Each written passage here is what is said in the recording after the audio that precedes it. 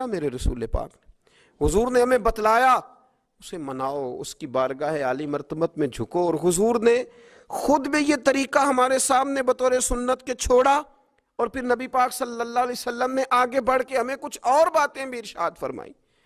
حضور نے ہمیں بتلایا کہ پچھلے لوگ اپنے رب کو کیسے مناتے تھے، وہ کس طرح اس کے حضور ناز عرض کرتے تھے۔ حضور نے ہمیں اللہ کو منانے کے طریقے بھی بتلائے، فرمایا جب ماں باپ دعا مانگیں گے اولاد کے حق میں تو وہ مان جائے گا۔ حضور علیہ السلام نے فرمایا جب مسافر دعا مانگے گا تو اللہ مان جائے گا۔ فرمایا میرے رسول کریم نے کہ جب بیمار دعا مانگے گا تو اللہ مان جائے گا۔